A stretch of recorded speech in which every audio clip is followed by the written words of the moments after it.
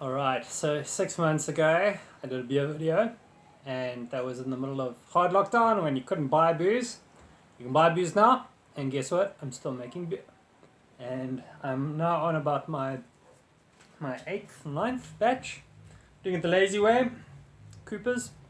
This is about $350, makes 20 liters of beer. You add a bit more stuff into it to make it better, and 60 beers. Costs you about 450 Rand, 7 Rand a beer. Not bad, used to be way cheaper, but still it works.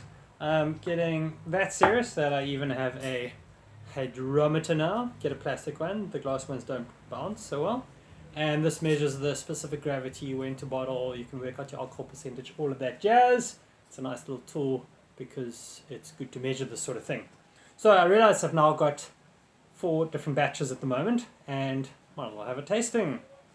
Firstly, this guy I bottled last night. This is going to be my Christmas lager, and it is now December the 19th, so 6 days time it could be ready. And the next batch will be either this Canadian Blonde or this lager. Gonna brew that tonight, and 12 days to New Year's Eve. That's also a bit of a tight timeline, but might as well give that a go. If the Christmas one is not ready, then that can become the New Year's one, and then I have beer for New Year's too. I've got a stout. This is like a Guinness, sort of Irish stout, and that is one of the ones that you're going to taste now, and a sparkling ale. And let's open these babies up. This one is a little bit iffy. Not that fizzy. Not sure exactly what went on there, but maybe it'll turn in time. And let's do the stout. Why not? You'll notice that this is the white bottle tops. Everything's got to be color coded, so I can remember what's what. It's a bit of a system going. So this is kind of, it's an Irish stout. It's what we call official Guinness here. And then, I'm not sure on this one. This one is a pale ale. Don't know exactly what happened there. I can't remember. But this is from about 2-3 months ago. So I'm not too sure exactly how this is going to go. But oh, that could work.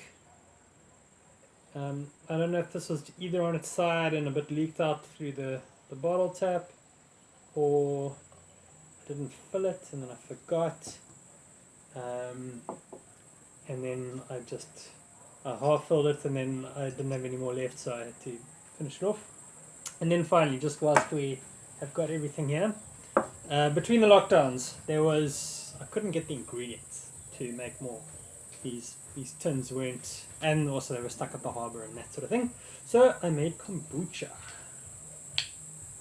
with I always have a bit of kombucha running, and so I thought I'd go industrial scale and make 20 liters at a time instead of 3. It didn't quite go so well because the SCOBY, the bacteria that makes all your kombucha, it obviously takes way longer, and I couldn't scale that up quickly, and so I actually put buchu with this to have a bit of fun. And then I needed the equipment, so I was waiting for it to brew bigger and bigger and bigger. It didn't go, so then I just put them all in wine bottles, because I just didn't want to throw it out, but I thought I'd just put it in wine bottles, see what happens, and yeah, it's actually aged really well and got better. So I'm going to start with that last. Now, remembering everything in order, this was the pale ale. No, sparkling ale. It's less sparkling than the pale ale.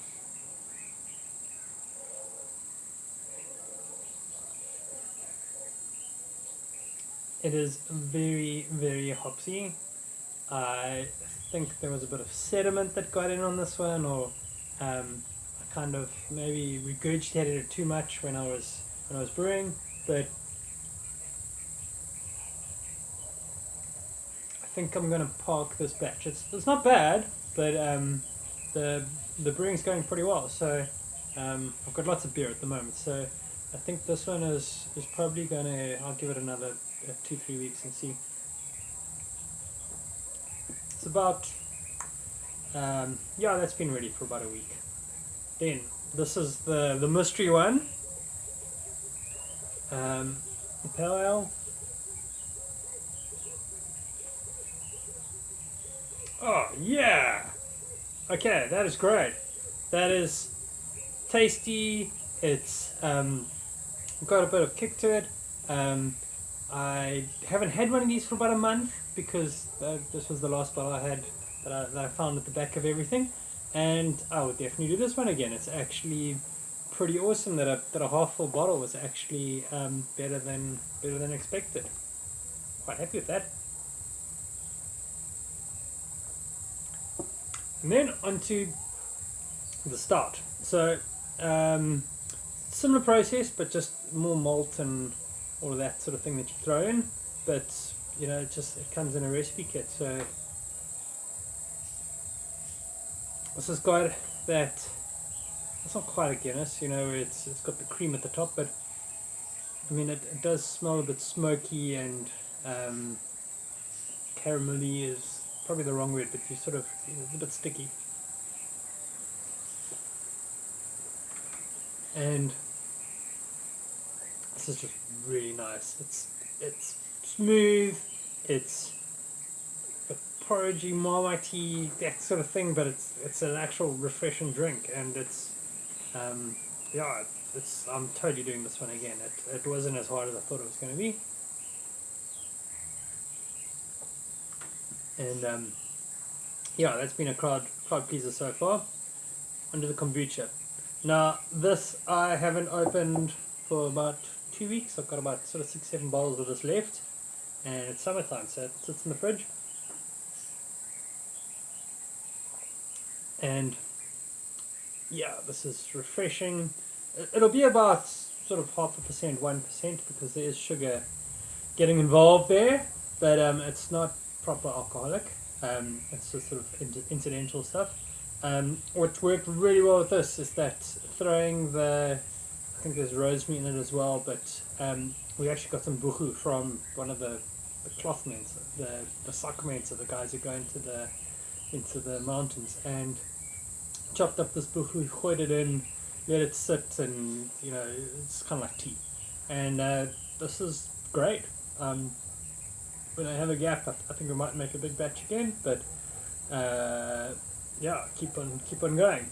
And yeah, who knows? This is despite beer being readily available, it's been quite a lot of fun actually, just making all sorts of different types of beers and having them and giving them away and seeing how it all comes out, and I can totally recommend it. One of the other ones I did do, there was a system between sort of the lockdown. Someone found a gap in the market where you can sell wort, which is the brewed beer before you add the yeast. As soon as you add the yeast, it becomes beer. So when alcohol wasn't available to be sold, you could sell that, and then you take it home and you throw the yeast in, and there you go, ready made sort of homebrew thing. And I will put the link to that, and that's definitely well worth trying. You don't need any sort of system and you can be up and running for $600. Okay, cheers.